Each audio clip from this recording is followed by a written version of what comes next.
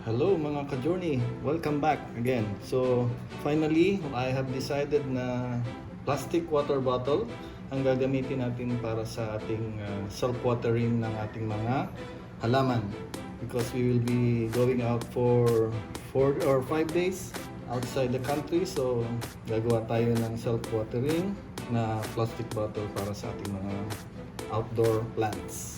Okay? So first, we have here the bottle. So binawasan ko na po ito ng bismuth. And then we have our candle here, a small needle para pag-puncture natin dito sa cover. We have the lighter and we have the pliers. Okay, ito po yung pliers na gamit ko sa fishing. I'm promoting my fishing videos also. Okay, let's do it. So first, light up natin to. Then make it safety. Lagi po tayong gumamit ng pliers pag nagpapainit tayo ng ating mga needles. Okay, so that's it. So from the inside, you just puncture 1, 2, a little more heat, and that's it. I think that will be enough. So punta na po tayo dun sa ating halaman. Okay, ito na po yung tatlong holes. Okay, so using the capillary principle, we have here our bottle with the cap na nabutasan na. So what we will do, we will just let it flow down until it stops. Okay, mag-i-stop po yan. You can see that the water will stop now because of the vacuum created in this airspace. So kailangan po natin na may space po tayo dito sa itaas. So we'll just drag down or mag-dig down tayo dito a little bit, and then ilagay po natin yung ating water bottle here. Okay, I think that will do. And then talian na lang po natin siya so that it will be stable to hold down later on. Okay, so let's do another tying here. So that will be our self-watering plastic bottle.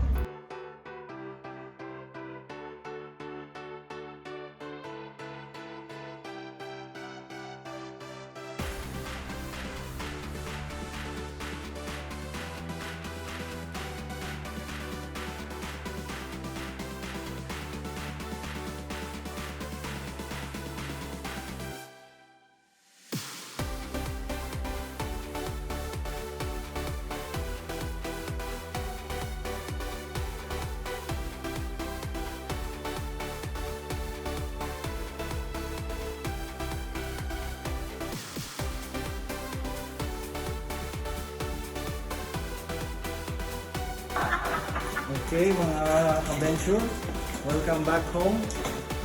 Ito po ang aming family, kaway-kaway. We finally arrived.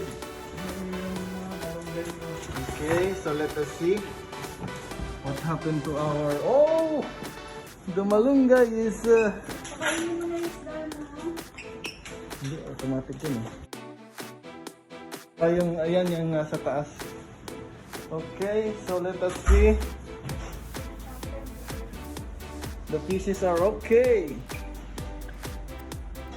That is the automatic feeder. The plants are okay as well. See? Very nice. Yun na lang tinipid yung ito. Yung kulay brown. Okay, so surprise, let us see our plants. Alright, so our malunggay survived. Only this one nag-turn yellow na siya, naubos na po yung mga water.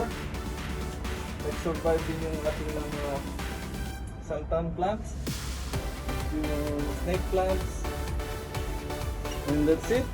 So nag-dry na lahat. I have to water them because the other malunggay